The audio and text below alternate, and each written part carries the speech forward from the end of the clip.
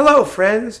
This is Dave Hurwitz, Executive Editor at ClassicsToday.com, here with random reviews from the Overflow room. And we're whizzing through Richard Strauss, lickety-split. This is number 9 out of what I anticipate will be, well, an even dozen videos on the Strauss discography, hanging out here in the Overflow room with the cats. Hey, Finster, you want to come say hello? Well, she may not. You never know. I guess not. Okay, so what have we got in this pile? Oh, some interesting things here. We have Strauss orchestral works with Kempe. This is the Musical Heritage Society reissue of the EMI series, which has been reissued God knows how many hundreds of thousands of times. I mean, let's face it, and they're great. It's absolutely essential Strauss because the orchestra is amazing. The Staatskapelle Dresden. Kempe is one of the all-time great chord guy conductors.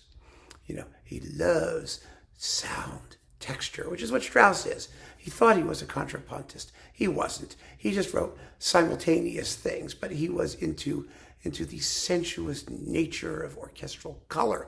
And Kempe brings it out marvelously with an orchestra that just has this top to bottom transparency. It's just great stuff all the way through. Amazing. So you can have that however many ways it's reissued, you should have it. Then we've got this lovely recording of Die Schweigsame Frau on Koch with the Munich Radio Orchestra under Pinka Steinberg from 2002 with Kurt Mahl, Reinhild Ruckel, who's a housekeeper here. She's often the nurse in Die Frau in Schatten, but you know, same kind of thing. And let's see who else is here. Ilke Wilm Schulte, Dejan van der Veld, Cynthia Seiden, and like a bunch of other people. I think Die Schweigsame Frau is a great opera, potentially. It's still waiting for its ideal, complete recording. There isn't one yet, as far as I know. But this is nice to have. I mean, it's just nice to have. It's good to have a recording of it. There are a couple others, but you know, none of them really sell the piece the way I think it really needs to be done. Then we've got Der Rosenkavalier with Karl Böhm, his DG thing here, with Marianne Schech, Kurt Bäume, Irmgard Seefried, Dietrich Fischer-Dieskau, Rita Streich, and other people. Is there anyone else? Sieglinde Wagner is Anina. Oh, that's exciting. So this is with the Staatskapelle Dresden, which makes it worth hearing, of course. It's a lovely performance, a nice ensemble performance. For reasons that I don't quite understand, no one's ever paid much attention to it. And maybe they shouldn't, because there are, you know, Elizabeth Schwarzkopf, Rosenkavaliers, and other people too. There's the Bernstein, and there's lots of good Rosenkavaliers out there, but this is nice. I'm not going to complain. I'm not fetching about it, you know. And then we've got, let's see here, Strauss tone poems with Karl Böhm. You know, I don't think he was ever very interested in the Strauss tone poems. I've said this before. However much he advocated for the operas and played them beautifully, you know, we've got an Alpine Symphony and Don Juan. These are mono. A couple of them are mono. Rosenkavalier waltzes from Act 3, Zarathustra, very stiff at the opening. The Festival Prelude. Ooh, is that a piece of garbage? Till Eulenspiegel's Merry Pranks, Dance of the Seven Veils, Ein Heldenleben in mono, and Death and Transfiguration. It's interesting, isn't it? He never really remade the mono ones. He just didn't seem to be interested in these things. And you can kind of tell.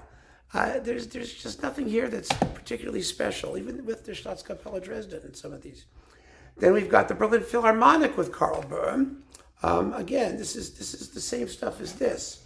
This is the eloquence version of these things, right? Yes, exactly. CD1, waltzes, CD2. That's it. Same stuff.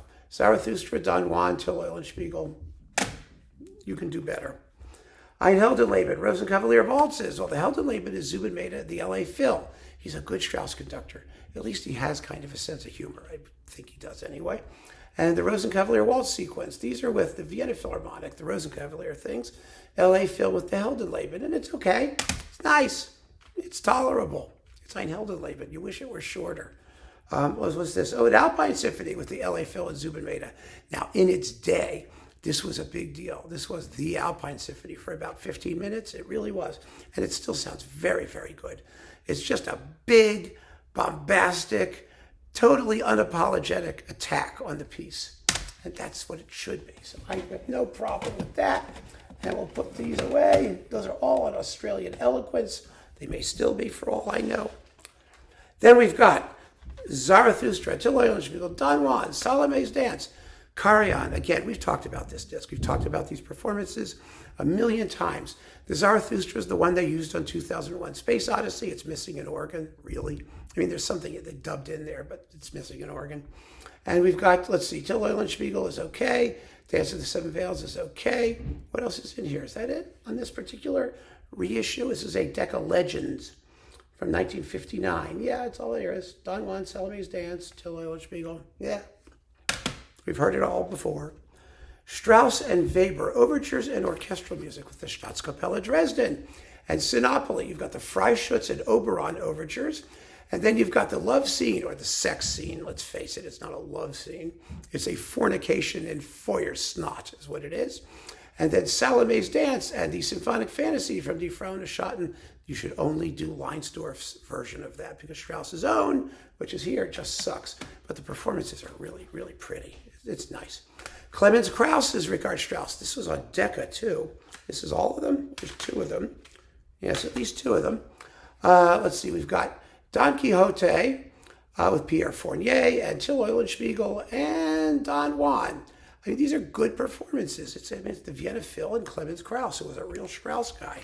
So those are nice to hear. He's also a little bit awkward some places. Like Don Juan is quick, but it doesn't culminate quite the way it should. I don't know, maybe because these were recorded like in what was it, the 50s or something like that. And yeah, 52. The early 50s, they're mono. And the Vienna Phil was just after World War II. The Vienna Phil was kind of in grotty shape. And they sound a little uncomfortable in places. So we've got Ein Heldenleben and Zarathustra on this one. But it's Clemens Krauss, who was a major Strauss guy, so I think we need to have those. Then we've got Der Rosenkavalier, recorded in 1933, cut beyond belief. It's like really super duper cut. It's only 2 hours and 10 minutes of Rosenkavalier, which means about 40 minutes are missing or something like that. But it's with Lotte Lehmann and Richard Meyer and Maria Olszewska and Elizabeth Schumann and like famous people with the Vienna Philharmonic from 1933. From the 20th to the 24th September, 1933. It was issued originally on 378s or something like that. That's Naxos Historical. And then more Strauss conducts Strauss. The same old stuff we've talked about 100 times in these videos. These are the Dutton reissues, remasterings. You know, you keep buying them, keep hoping they're going to sound good, and they never really do. And the performances aren't that interesting anyway. So it's Till Eulenspiegel, Salome's Dance, and from 1928, and let's see, the Till Eulenspiegel is 29, and Heldenleben is 41. You get all these different mixtures and combinations of Strauss doing his own stuff. But it's not the kind of music where, unless he's dazzling, I mean, amazingly dazzling and compelling as an interpreter, it matters. You want to hear great sound. You got to have great sound in this music. You just have to. It's just no point in listening to it otherwise. And Strauss's own interpretations, as I've said a million times, are never anything special. So we end on something of a down note, but we're getting there, folks. We really are. Keep on listening, and thanks for joining me.